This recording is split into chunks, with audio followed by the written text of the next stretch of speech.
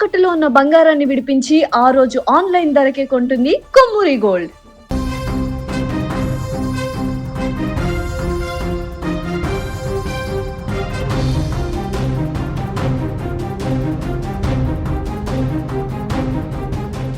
ప్రేమించలేదనే కోపం పెళ్లి చేసుకొని వెళ్ళిపోతుందనే కక్ష ఒక నిండు ప్రాణాన్ని బలి తీసుకుంది. మహబూబ్ నగర్ జిల్లా జడ్చర్లలో నడి రోడ్డు పైన ఒక ఉన్మాది ఘాతుకానికి తెగబడ్డాడు. ప్రేమ పేరుతో వేధించడమే కాకుండా పెళ్లి సంబంధం కుదిరిందనే నెపంతో ఒక యువతిని కత్తితో గొంతు కోసి కిరాతకంగా చంపేశాడు.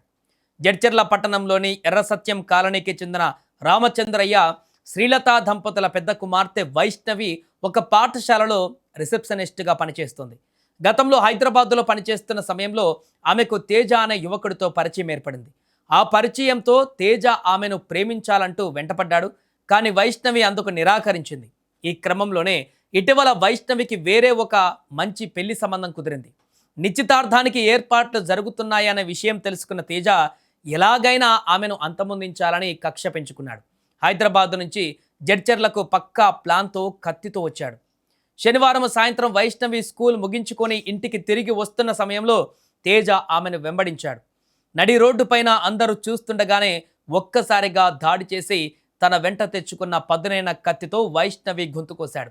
తీవ్ర రక్తస్రావంతో వైష్ణవి అక్కడికక్కడే కుప్పకూలింది. స్థానికులు వెంటనే స్పందించి ఆమెను ఆసుపత్రికి తరలించినప్పటికీ అప్పటికే ఆమె మరణించినట్లుగా వైద్యులు ప్రకటించారు. ఈ ఘటనతో స్థానికంగా పెద్ద ఎత్తున కలకలం రేగింది. ఇక హత్య చేసిన తర్వాత పారిపోవడానికి ప్రయత్నించిన నిందితుడు తేజను స్థానికులు వెంబడించారు. నసరుల్లాబాద్ రోడ్డు సమీపంలో అతన్ని పట్టుకొని చేతులు కట్టేసి బండరాలతో తిరగబడ్డారు. ఇక తీవ్ర ఆగ్రహంతో స్థానికులు చేసినటువంటి దాడిలో తేజకు తీవ్ర గాయాలయ్యాయి. సమాచారం అందుకున్న వెంటనే పోలీసులు ఘటనా స్థలానికి చేరుకొని నిందితుడిని కాపాడి మహబూబ్ నగర్ ప్రభుత్వ జనరల్ ఆసుపత్రికి తరలించారు.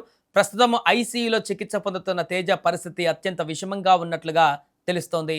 ఇక మరోవైపు స్థానికుల దాడి చేస్తున్న సమయంలో వైష్ణవి తనను ప్రేమ పేరుతో మోసం చేసిందని, తన డబ్బులు కాజేసిందని తేజ అరుస్తున్న వీడియో ఇప్పుడు సోషల్ మీడియాలో వైరల్గా మారింది. కానీ పెళ్లి సంబంధం కుదరడం వల్లే ఈ ఘాతుకానికి ఒడిగట్టానని పోలీసులు ప్రాథమికంగా నిర్ధారించారు.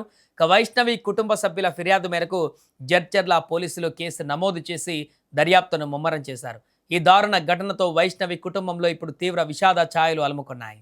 ఈరోజు సాయంత్రం అందాదా 4:30 నుంచి 5 గంటల మధ్యలో నిమ్మబావిగడ్డ ఏరియాలో వైష్ణవి అనే అమ్మాయిని ఒక గుర్తులేని వ్యక్తి కత్తితో దాడి చేసి చంపడం జరిగింది. అట్టి వ్యక్తిని కూడా అక్కడ ఉన్న లోకల్ పీపుల్ కొట్టడంతో అతను కూడా సీరియస్గా ఉంది. అతను కూడా హాస్పిటల్లో అడ్మిట్ చేసాము. ఇంకా అండర్గోయింగ్ ట్రీట్మెంట్ ఉన్నాడు.